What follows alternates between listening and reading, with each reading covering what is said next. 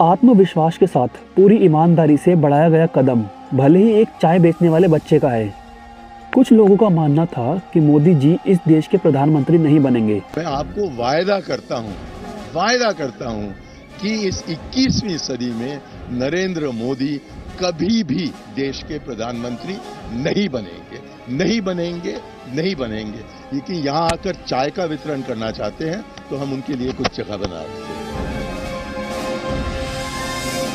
ये जो परिवार है ना, हिंदुस्तान में कोई उनको ललकारता नहीं था,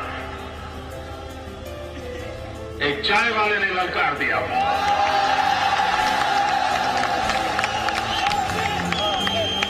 और ये कहते हैं चाय वाला प्रधानमंत्री नहीं बन सकता, तो क्या देश में देने वाला बनेंगे क्या?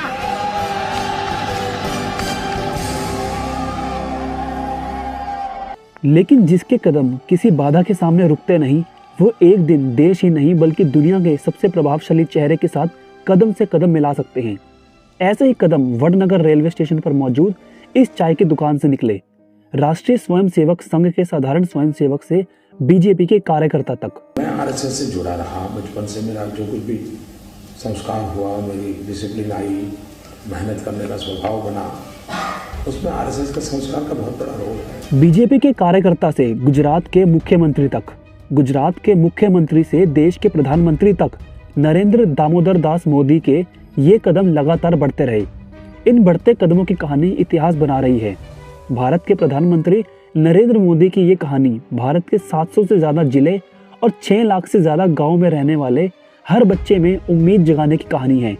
ये कहानी सिखाती है एक छोटे से शहर वडनगर में चाय बेचने वाला बच्चा वर्ल्ड लीडर कैसे बन सकता है। और आज हम आपको वडनगर के नरेंद्र को ग्लोबल लीडर मोदी बनाने वाली कुछ ऐसी ही खासियत के बारे में बताएंगे, जिसमें पहली खासियत है प्रधानमंत्री मोदी का संवाद कौशल। फिर चाहे वो देश की आम जनता से हो, बच्चों से संवाद करने के लिए भी उनकी अलग शैली है। बीजेपी में उनके सहयोगी भी उनके संवाद कौशल की क्षमता पर फिदा हैं। ऑनेस्टी के साथ जीते हुए आगे बढ़ने का, लक्ष्य को पूरा करने का माध्यम बनना, यह कोई सीखे तो मोदी जी से सीखे। ये नजर उनका आचार विचार, सोच विचार, उनका कार्य करने का ढंग हर पल देश की सेवा के लिए समर्पित है। हर पल मोदी का संवाद कौशल देश की सीमाओं से बाहर भी आम और खास लोगों को अपना दीवाना बनाता है, जिस आकर्षण से ग्लोबल लीडर्स भी बच नहीं पाते। ऐसा मोदी ही कर सकते हैं कि सुपर पावर देश के एक शहर में जाकर उसके राष्ट्रपति का परिचय वहां रहने वालों से करें। Namaste. Namaste. My true friend, Prime Minister Modi. यही वजह है दुनिया के तमाम नेता मोदी की दोस्ती को तोहफा मानते हैं। प्रधानमंत्री नरेंद्र मोदी की मैनेजमेंट स्किल भी सबसे अलग है। उनकी हर योजना, हर दौरा, हर प्रयास, हर पहल इतनी व्यवस्थित होती है कि लोगों का ध्यान उससे हट ही नहीं सकता। स्वच्छ भारत अभियान की बात हो, प्रतीकों का अनावरण हो, अमेरिका के राष्ट्रपति का भारत में स्वागत हो, कोरोना के खिलाफ डॉक्टरों के साथ एकता दिखानी हो, या मेगा वैक्सीनेशन अभियान हो, या फिर बच्चों के साथ परीक्षा पर चर्चा, हर जगह मोदी पूरा आकर्षण चुरा ले जाते हैं। न खुद कोई लापरवाही करनी है और न ही किसी और को लापरवाही करने देना है। कि वो हमेशा समाज, देश को साथ लेकर के चलते हैं। उनको देश के सामर्थ्य पर बहुत भरोसा है। इसलिए सरकार में रहते हुए कोई भी कार्यक्रम, सरकारी कार्यक्रम न रह जाए, इसकी वो चिंता करते हैं। सरकारें देश चलाएं, ये सरकार दिशा दे सकती है, लेकिन वह दिशा देश के साथ जुड़ करके होनी चाहिए। और इसलिए वो देश को हमेशा अपने साथ लेकर चलते हैं। इसलिए कोई भी इवेंट जो है वो देश का इवेंट बन जाता है। देश से लेकर दुनिया के कोने कोने में मोदी जहां भी जाते हैं, उनका इंतजार करने वालों की भीड़ लगी जाती है। इसके अलावा मोदी की सबसे अलग सोच भी उन्हें वर्ल्ड लीडर बनाती है। मोदी की संवाद कला विशिष्ट है और उनकी एनर्जी संवाद करने की शक्ति को और ज्यादा बढ़ाती है, और ये एनर्जी उनके भाषणों की संख्या में नजर आती है। भारत माता की, माता की। नमस्कार। 2014 से प्रधानमंत्री बनने के बाद 2019 तक उन्होंने कुल 713 भाषण दिए, जबकि 2019 से 2022 तक 850 भाषण दे चुके हैं। यानी कि प्रधानमंत्री बनने के बाद से नरेंद्र मोदी ने 2014 से 2022 तक कुल 1570 भाषण दिए हैं। इस हिसाब से वो एक साल में लगभग 174 भाषण देते हैं। इसके अलावा प्रधानमंत्री बनने के बाद नरेंद्र मोदी मन की बात के एपिसोड के जरिए भी देश को संबोधित कर चुके हैं। मोदी दिन में 18-18 घंटे तक काम करते हैं और 20 साल से बिना छुट्टी लगातार काम करते जा रहे हैं। नरेंद्र मोदी जी की शख्सियत कठोर फैसले लेने वाले व्यक्ति की है, त्वरित निर्णय करने वाली व्यक्ति की है। मोदी जी की सबसे अलग सोच भी उन्हें वर्ल्ड लीडर बनाती है। वो लाल किले से शौचालय की बात करते हैं और देश को स्वच्छ भारत अभियान से जोड़ देते हैं। अगर 125 करोड़ देशवासी तय कर लें कि मैं कभी गंदगी नहीं करूंगा, तो दुनिया की कौन सी ताकत है जो हमारे शहर गांव को आकर के गंदा करे। अलग सोच रखना और काम करने वालों को स्पष्ट और सीधा संदेश देना प्रधानमंत्री मोदी की वो खासियत है जो अधिकारियों के बीच में भी देश के नेतृत्व को लोकप्रिय बनाती है। हार्ड डिसीजन लेने की क्षमता भी प्रधानमंत्री नरेंद्र मोदी की वो खासियत है जो उन्हें मजबूत नेता बनाती है। फुल प्रूफ प्लानिंग के साथ उन्होंने ऐसे फैसले भी लिए हैं जिसे कई सालों तक इम्पॉसिबल समझा जाता रहा है, जिसमें जोखिम तो बहुत ज्यादा था, लेकिन मोदी जो सोचते हैं वो करते भी हैं। यही वजह है जम्मू कश्मीर से आर्टिकल 370 अब हिस्ट्री बन चुका है। समस्याओं को टालते भी नहीं है और न ही हम समस्याओं को पालते हैं। आर्टिकल 370 और 35A को हटाने का काम भारत की दोनों सदनों ने, राज्यसभा और लोकसभा ने 2/3 बहुमत से पारित कर दिया।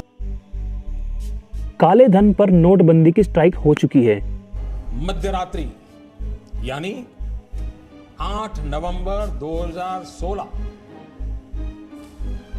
की रात्रि को 12 बजे से वर्तमान में जारी 500 रुपए और 1000 रुपए के करेंसी नोट लीगल टेंडर नहीं रहेंगे। ये मुद्राएं कानूनन अमान्य होगी। अब मुस्लिम महिलाओं को ट्रिपल तलाक का डर दिखाने वाले जेल की हवा खाते हैं। मेरी मुसलमान बहन, उसका क्या गुनाह? कोई ऐसे ही टेलीफोन पर 3 तलाक बोल दे और उसकी जिंदगी तबाह हो जाए। अब राजनीतिक इच्छा शक्ति दुश्मन के घर में घुसकर सर्जिकल स्ट्राइक करने वाली भारतीय सेना के साथ डटकर खड़ी है। अब देश को छेड़ने वाले आतंकियों को छोड़ने का रिवाज खत्म हो चुका है। जिसने भारत के जवानों पर वार किया उसका संहार भी तय है। हम घर में घुस के मारेंगे। उरी हमले के बाद सर्जिकल स्ट्राइक और पुलवामा के बाद बालाकोट एयर स्ट्राइक बेहद जोखिम भरे फैसले थे। मैं आतंकी संगठनों को और उनके सरपरस्तों को कहना चाहता हूं कि वे बहुत बड़ी गलती कर चुके हैं। बहुत बड़ी कीमत उनको चुकानी पड़ेगी। लेकिन साहसिक फैसले लेने वाले ही इतिहास रचते हैं। जहां देश की आन बान शान का सवाल होता है, वहां देश महाशक्तियों से भी आगे खड़ा रहता है। अफगानिस्तान में तालिबान का राज आया तो दुनिया काबुल छोड़कर भागने लगी, लेकिन महाशक्तियों को भी निकालने का रास्ता सूझ नहीं रहा था। और वहीं पर मोदी दुनिया के दूसरे नेताओं से 4 कदम आगे थे। 2016 की सर्जिकल स्ट्राइक्स में जिस तरह से उन्होंने डिसीजन लिया था कि छोटा ऑपरेशन नहीं होगा, बड़ा ऑपरेशन करना है ताकि एक कड़ा मैसेज जाए पाकिस्तान को। 2019 में जो एयर स्ट्राइक की थी वो 1971 के बाद पहली बार पाकिस्तान टेरिटरी में एयर स्ट्राइक हुआ है। मोदी सही वक्त पर सही योजना बनाते हैं और योजना को खुद मॉनिटर करते हैं। यूक्रेन वॉर जोन से भारतीय छात्रों को बाहर निकालने का मिशन ऑपरेशन गंगा भी मील का पत्थर साबित हुआ। अफगानिस्तान का विषय आया। अब अफगानिस्तान में जो समस्या थी तो वो उनकी अपनी व्यक्तिगत समस्या, वहाँ उस देश की समस्या थी, लेकिन हमारे लोग वहाँ से निकल करके आए। यह प्रधानमंत्री मोदी जी की प्रायोरिटी थी। उन्होंने डिफेंस मिनिस्ट्री, हमारी एक्सटर्नल अफेयर्स मिनिस्ट्री को पूरी ताकत के साथ लगाया और देखते ही देखते सभी लोगों को सुरक्षित, और सिर्फ भारत के ही देश के लोग नहीं, अन्य देशों के लोगों को भी सुरक्षित भारत पहुंचाया और यहाँ से वो अपने अपने देशों को गए। तो उनकी क्लैरिटी कितनी क्लियर थी कि मुझे अपने बच्चों को वापस लाना है। उसके लिए उन्होंने बिना देर लगाए पुतिन से बात की, उन्होंने बिना देर लगाए जेलेंस्की से बात की, और दोनों से बातचीत करने के बाद युद्ध विराम करके सेफ पैसेज से अपने बच्चों को निकाला। सारी डिफेंस मिनिस्ट्री, सारी एक्सटर्नल अफेयर्स मिनिस्ट्री और सारी एविएशन मिनिस्ट्री को पूरी ताकत लगाई और सभी बच्चों को सेफ वापस ले आए। जब बात देश हित की होती है तो प्रधानमंत्री नरेंद्र मोदी भी रुकते नहीं हैं, फिर सामने चीन आ जाए या अमेरिका। गलवान के बाद चीन ने ताकत दिखाई तो मोदी ने लद्दाख जाकर जवाब दे दिया। भारतीय सेना गलवान में लड़ गई और पैंगोंग में चीन के सामने अड़ गई। यूक्रेन वॉर के बाद अमेरिका ने भी भारत पर दबाव डाला कि पुराने दोस्त रशिया से किनारा कर ले, लेकिन भारत रशिया से तेल भी खरीद रहा है और हथियार भी। देश हित यहाँ भी जीता और दबाव डालने वालों को मोदी का ये रूप भी स्वीकार करना पड़ा। वडनगर से उठे नन्हे नरेंद्र के कदम आज उम्र के 74 पड़ाव पूरे कर चुके हैं, लेकिन ना तो नरेंद्र मोदी के तेवर बदले हैं और ना उनकी ऊर्जा कम हुई है। इस दौरान मोदी की वर्ल्ड लीडर की छवि और ज्यादा मजबूत हुई है। अब तक के कार्यकाल में प्रधानमंत्री नरेंद्र मोदी ने कई लक्ष्य हासिल कर लिए और कुछ बाकी भी हैं। विरोधी पहले भी मुखर थे और आज भी मुखर हैं। दबाव डालने वाले पहले भी थे और आज भी हैं। मोदी पहले भी थे और मोदी आज भी हैं और सिर्फ यही दोहराते रहते हैं, भारत माता की जय, भारत माता की जय, भारत माता की जय।